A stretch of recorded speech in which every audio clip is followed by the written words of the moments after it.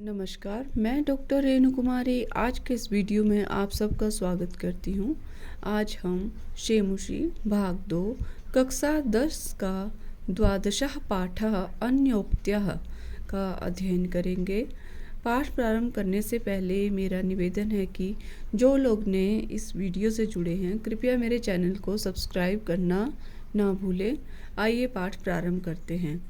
अन्योक्त्यः का अर्थ है अन्य जमा उक्ति ही, अर्थात अन्य अर्थात किसी दूसरे के बहाने से कही हुई बात, यह अन्योक्त्या का अर्थ है। आइए पाठ प्रारंभ करते हैं। एकेन राजहंसेन या शोभा सरसो भवेत न सा वक्षहस्त्रेण परितः तीरवासिना। इसका अन्वय देखते हैं। अन्वय है एकेन राजहंसेन सरसः या शोभा भवेत परितः तीरवासिना वक्षहस्त्रेण सा शोभा न भवति। अर्थात एकेन राजहंसेन एक राजहंस से सरसा या शोभा भवेत सरोवर की जो शोभा होती है, परितः तीरवासिना, परितः होता है सरोवर के चारों ओर किनारों पर, तीरवासिना सरोवर के चारों किनारों पर, वक्षहस्त्रेण रहने वाले हजारों बगुले, बक होता बगुला, सहस्त्रेण हजारों बगुलों से भी सा शोभा न भवती, वह शोभा कभी नहीं होती है। अर्थात एक राजहंस जो इतना सुंदर होता है उसके उस अकेले से ही सरोवर की इतनी शोभा होती है जो कि हजारों बगुले भी मिलकर नहीं कर पाते हैं। यहाँ बगुले और हंस की तुलना की गई है। हंस जो है वो न्यायप्रिय होता है। बगुले के विषय में यह कहा जाता है कि वह नीर क्षीर का विवेकी होता है। जैसे नीर और क्षीर, नीर होता है पानी और क्षीर होता है दूध, जैसे वो दूध में मिले हुए पानी को अलग कर देता है, उसको न्यायप्रिय होता है, वो किसी के साथ कभी अहित नहीं करता। तो बगुला इसके विपरीत स्वभाव का होता है। तो ये इसीलिए कहा गया कि एक अकेले बगुले मतलब राजहंस से जो शोभा होती है सरोवर की, वो हजारों बगुलों के मिलने से भी नहीं हो सकती है। भुक्ता मृणालपटली भवता निपीता न्यम्बुनि यत्र नलिनानि निषेभितानि रे राजहंस वद तस्य सरोवरस्य कृत्येन केन भवितासि कृतोपकारः। इसका अन्वय देखते हैं। यत्र भवता मृणालपटली भुक्ता अम्बुनि निपितानि नलिनानि निषेवितानि रे राजहंस तस्य सरोवरस्य केन कृत्येन कृतोपकारः भविता असि। रे राजहंस अर्थात हे राजहंस, यत्र भवता मृणालपटली भुक्ता, तुम्हारे द्वारा, यत्र जहाँ, मतलब जिस सरोवर में, मृणालपटली भुक्ता, मृणाल होता है कमलनाल, मृणालपटली कमलनाल को मतलब समूह को, हजारों, एक कमलनाल नहीं, आपने हजारों के समूह कमलनाल का खाया, भुक्ता मतलब खाया गया।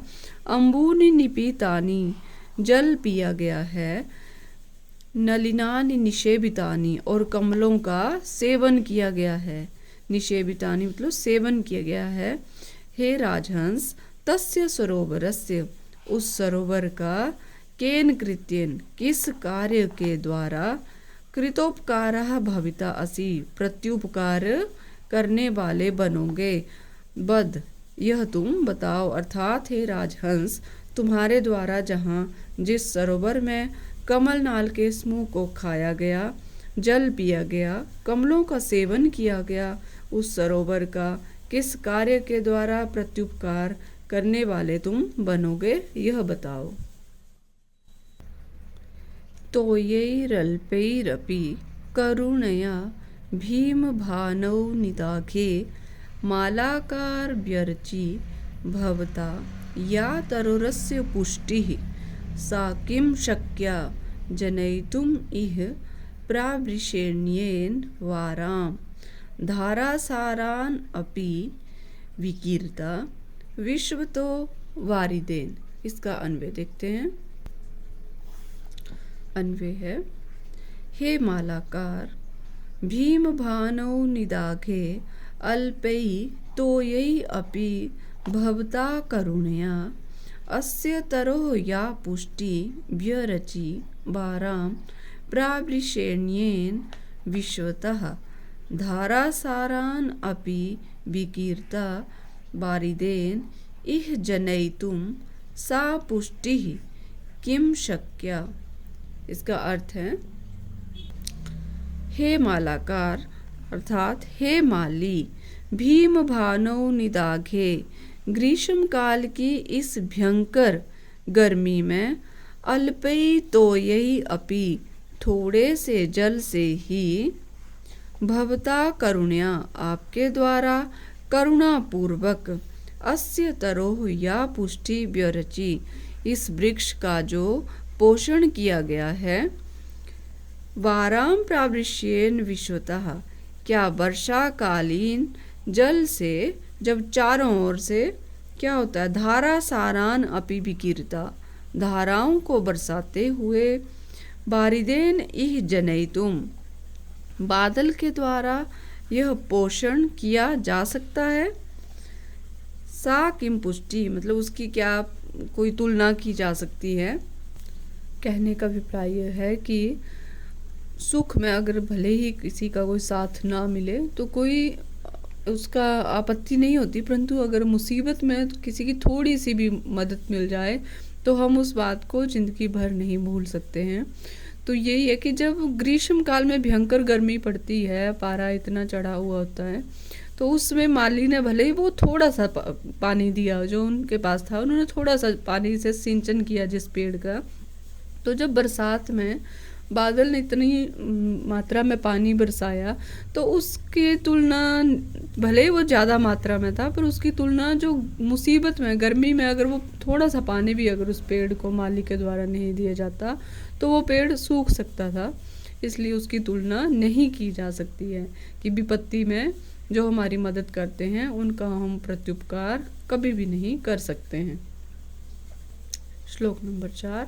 आपे दिरे अंबर पथम परितः पतंगा भृंगा रसाल मुकुलानि समाश्रयन्ते संकोचम अंचति सरस्त्वै दीन दीनो मीनो नु हंत कतमाम गतिम अभ्युपैतु। इसका अन्वय देखते हैं। अन्वय है, पतंगः परितः अंबर पथम आपेदिरे भृंगः रसाल मुकुलानि समाश्रयन्ते सरः त्वयि संकोचम अंचति हंत दीन दीनः मीनः नु कतमाम गतिम अभ्युपैतु। अर्थात पतंगः परितः, पक्षी, पतंगा होता है पक्षी, परितः चारों ओर, अंबर पथम आपे धीरे, अंबर होता आकाश, पथम मार्ग, आकाश मार्ग में आपे धीरे पहुंच गए हैं। भृंगा भंवरे, रसाल मुकुलानी, रसाल होता आम, मुकुलानी आम की मंजरियों का, समाश्रयन्ते आश्रय ले रहे हैं। सरह हे सरोवर, त्वयि संकोचम अंचति तुम्हारे संकोचम संकुचित होने पर, हंत दीन दीनः जो जल कम होने पर, जो संकुचित हो रहा था जल कम होने पर, हंत दीन दीनः अत्यंत दीन, दयनीय, दीन दीना अत्यंत दयनीय, कौन ये, मीनः नु मछलियाँ, किस गति को, कतमाम गतिम अभ्युपैतु किस गति को प्राप्त करें। अर्थात आश्रयदाता ही यदि संकोच करने लगे तो आश्रितों की दुर्गति तो निश्चित है। इसलिए कि पक्षी चारों ओर आकाश मार्ग में पहुंच गए हैं, किस लिए, जल पीने के लिए, और भंवरे आम की मंजरियों का आश्रय ले रहे हैं, वो वहाँ से पानी पी रहे हैं, उनको कहीं ना कहीं से मतलब जो फलों का रस है वो मिल रहा है। हे सरोवर की तालाब, तुम्हारे संकुचित होने पर, तुम्हारे सिकुड़ जाने पर, जल कम होने पर गर्मियों में, तो अत्यंत दयनीय, मतलब सबसे ज़्यादा दयनीय स्थिति किसकी हो गई है? मछलियों की, क्योंकि वो जल में ही रहती हैं। तो वो कैसे हो गई हैं कि अगर यदि आश्रयदाता ही संकोच करने लगे तो आश्रितों की दुर्गति तो निश्चित है, अर्थात वो मर सकती हैं। श्लोक नंबर 5। एक एव खगो मानी वने वस्ति चातकः पिपासितो वा म्रियते याचते वा पुरंदरम। इसका अन्वय देखते हैं। अन्वय है, एक एव मानी खगः चातकः वने वस्ति वा पिपासितः म्रियते पुरंदरम याचते वा।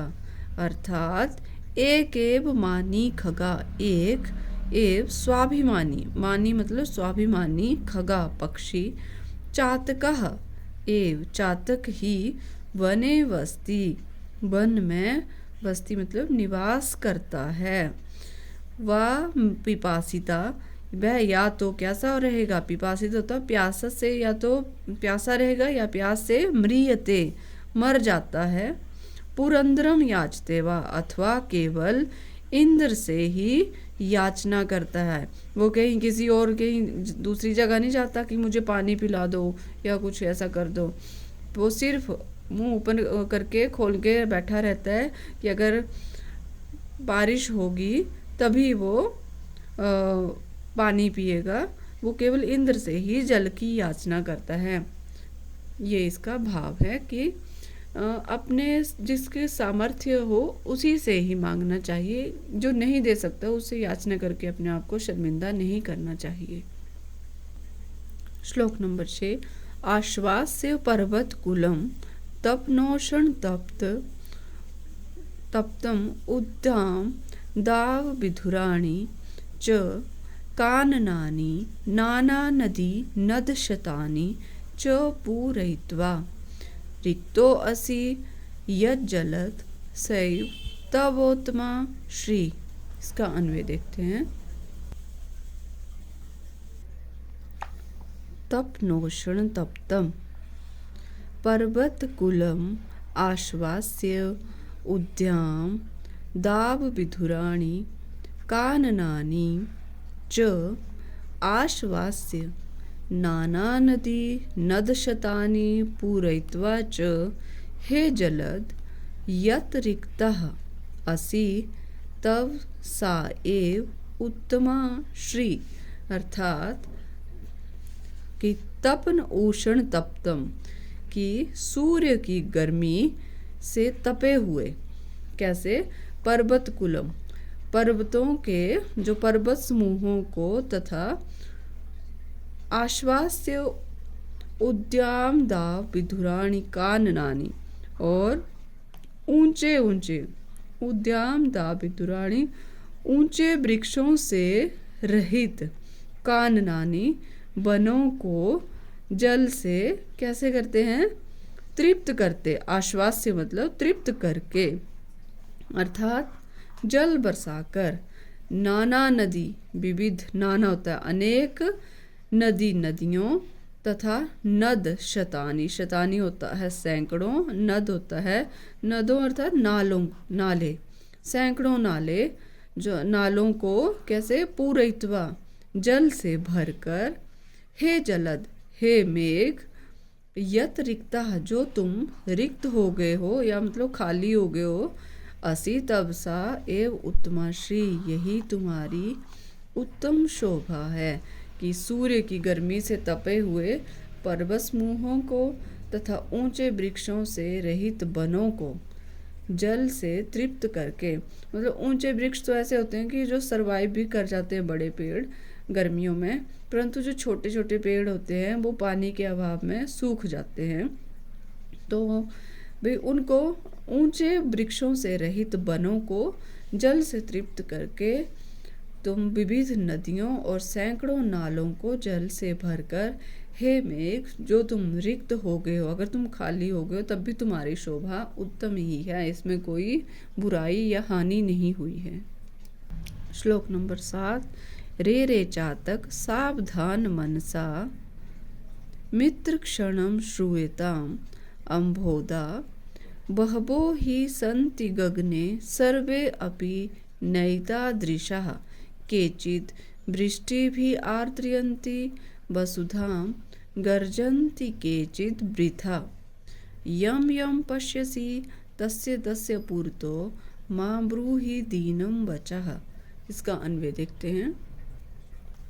अन्वय है रे रे मित्र चातक सावधान मनसा क्षणं श्रूयताम् गगने हि बहवः अम्भोधाः सन्ति सर्वे अपि एतादृशाः न सन्ति केचित् वसुधां वृष्टिभिः आर्द्रयन्ति केचित् वृथा गर्जन्ति त्वं यं यं पश्यसि तस्य तस्य पुरतः दीनं वचः मा ब्रूहि।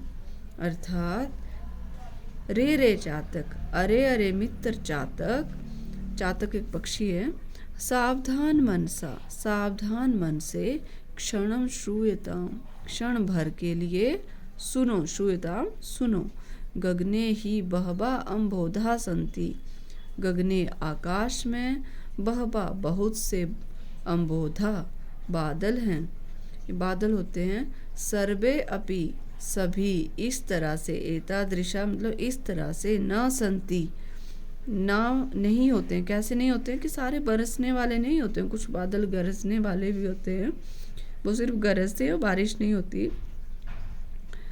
केचित वसुधाम, कुछ वर्षा से, वृष्टि भी, वसुधाम धरती को भिगो देते हैं, आर्द्रयंती भिगो देते हैं। केचित वृथा, कुछ व्यर्थ में, गर्जंती गरजते हैं। त्वम तुम, यम यम पश्यसी, जिस जिस बादल को, पश्यसी देखते हो, तस्य तस्य पुरतः, उस उसके सामने, दीनम वचः मा ब्रूहि, दीन वचन मत बोलो। अर्थात हे मित्र चातक, सावधान मन से क्षण भर के लिए सुनो, आकाश में बहुत से बादल होते हैं, सभी इस प्रकार से बरसने वाले नहीं होते, कुछ वर्षा के जल को भिगो देते हैं और कुछ व्यर्थ में गरजते हैं। तुम जिस जिस बादल को देखते हो, उस उसके सामने दीन वचन मत बोलो। ये हैं इस पाठ से संबंधित शब्दार्थ। विद्यार्थी इनका अध्ययन अवश्य करें, इनका अध्ययन करने से पाठ को समझने में आसानी होगी।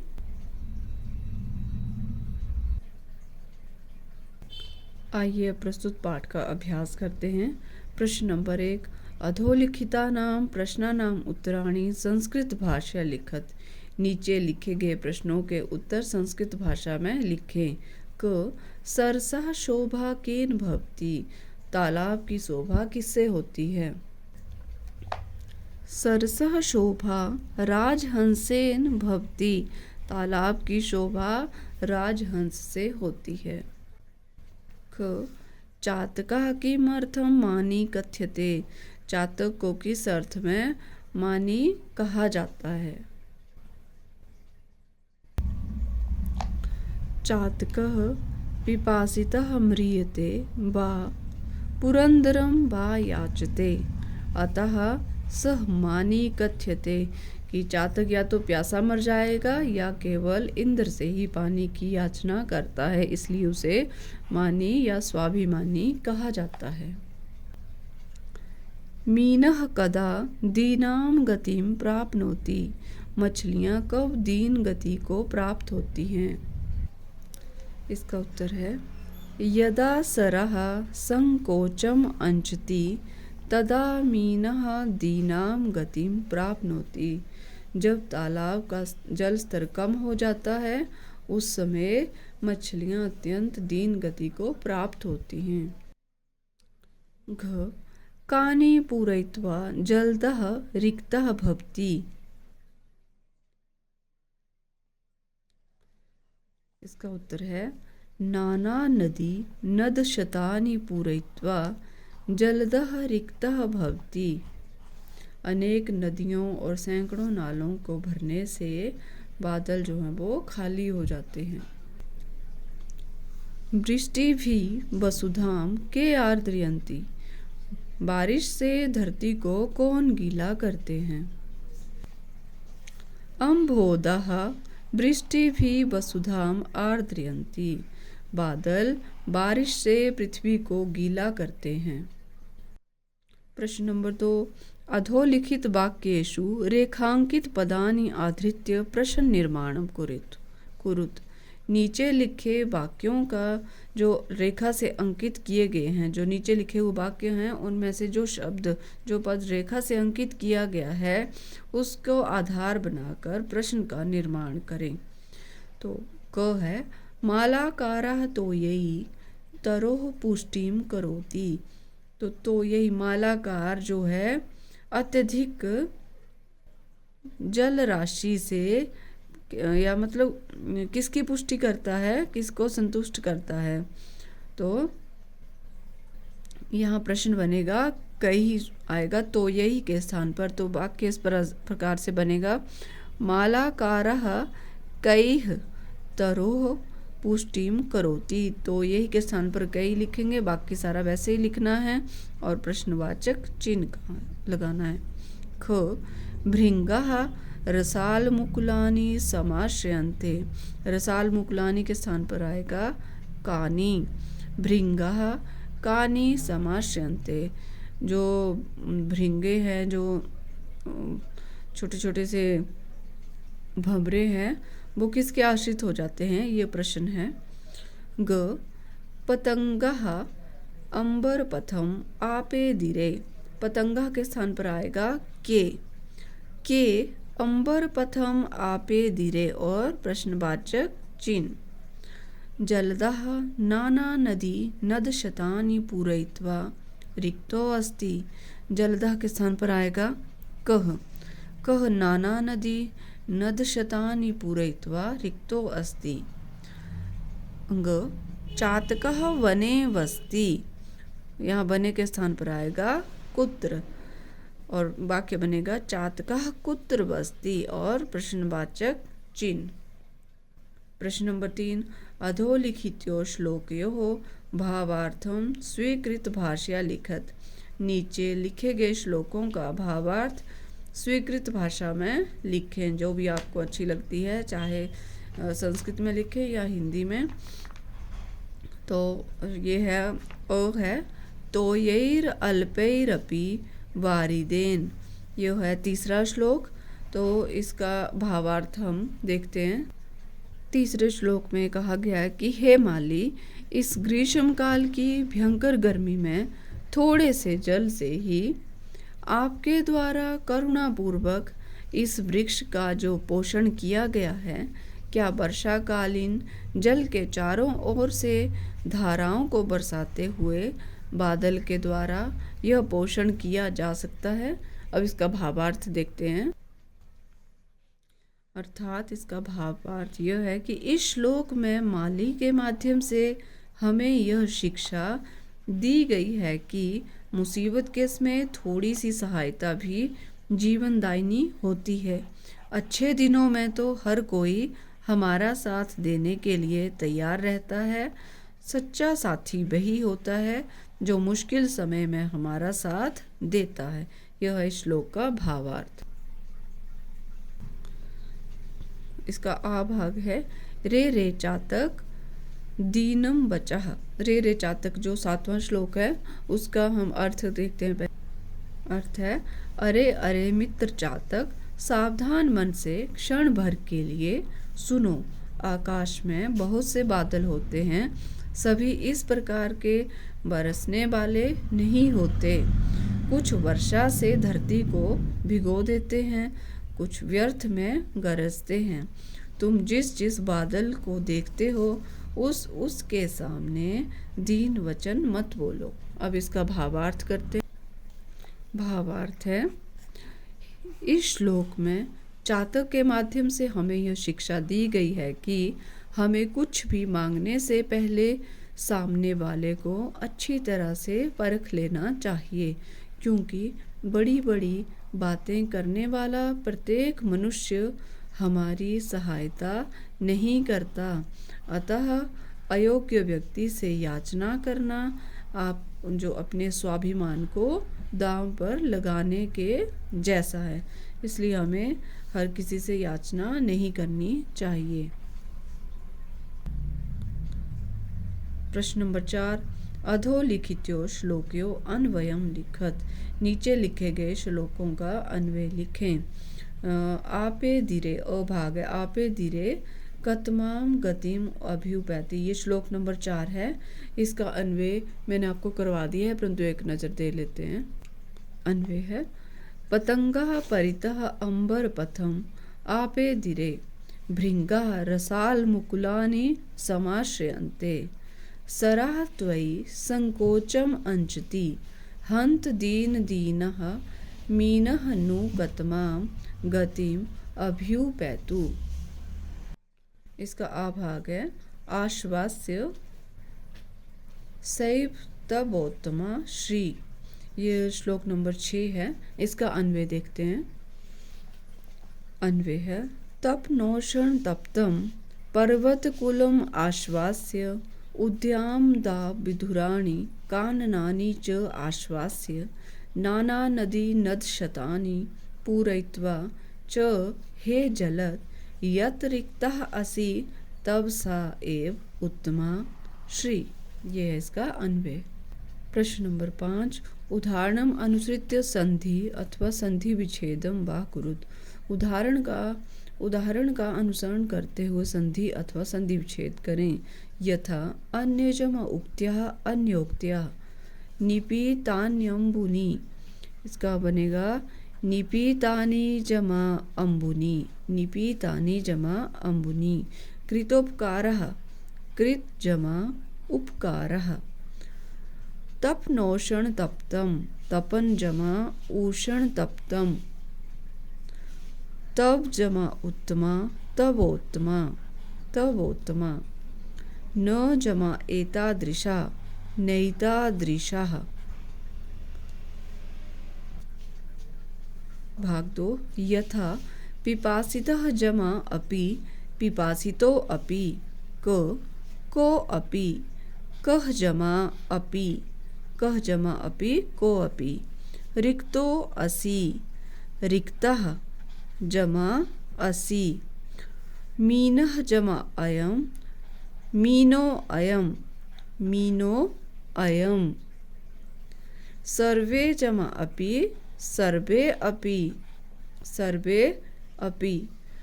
भाग 3, यथा सरसः जमा भवेत् सरसो भवेत्। खगः जमा मानि खगो मानि। मीनो नु मीनः जमा नु। पिपासितः वा पिपासितो वा। पुरतो वा मा पुरतो मा। पुरतः जमा मा। भाग 4, यथा मुनिः जमा अपि मुनिरपि। तोयैः जमा अल्पैः तोयैरल्पैः तोयैरल्पैः। अल्पैरपि अल्पैः जमा अपि। तरोः जमा अपि तरोरपि।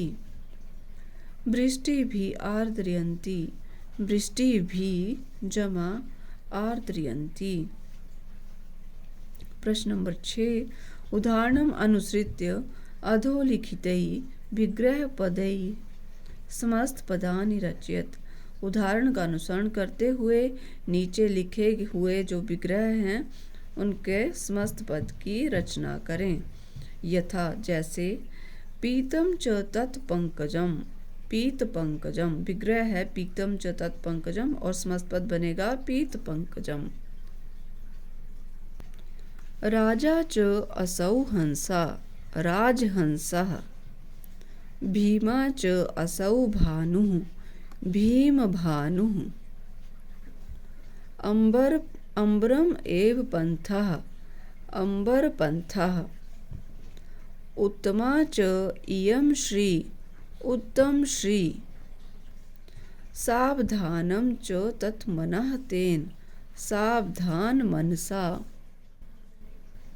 प्रश्न नंबर 7, उदाहरणम् अनुसृत्य निम्नलिखितैः धातुभिः सह यथा निर्दिष्टान् प्रत्ययान् संयुज्य शब्दरचनां कुरुत। उदाहरण का अनुसरण करते हुए जो नीचे धातुएं लिखी हैं, ये धातु का भाग है। ये धातुएं हैं पठ, गम, लिख, क्री, ग्रह और नी। इनके साथ जो निर्देश के अनुसार दिए हुए हैं प्रत्यय, कौन से प्रत्यय हैं? कत्वा, तबतु, तब्यत और अनियर प्रत्यय हैं। इनका संयोजन करके, संयोग करके शब्द की रचना करनी है।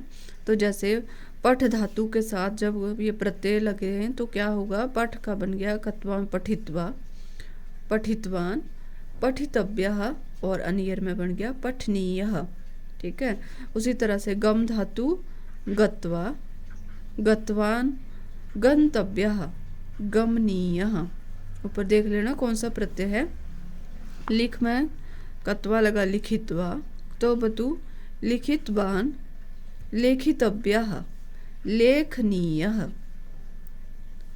क्री धातु में लगा कृत्वा, कृतवान, कर्तव्यः और करणीयः। ग्रह धातु है ग्रहीत्वा, ग्रहीतवान, ग्रहीतव्यः, ग्रहणीयः। नीत्वा, नीतवान, नेतव्यः, नयनीयः। तो ये है हमारा पाठ अन्योक्त्यः। मैं आशा करती हूँ आपको मेरा बनाया हुआ वीडियो अच्छा लगेगा। कृपया मेरे वीडियो को लाइक, शेयर और सब्सक्राइब करना ना भूलें। मिलते हैं नेक्स्ट वीडियो में, तब तक के लिए धन्यवाद।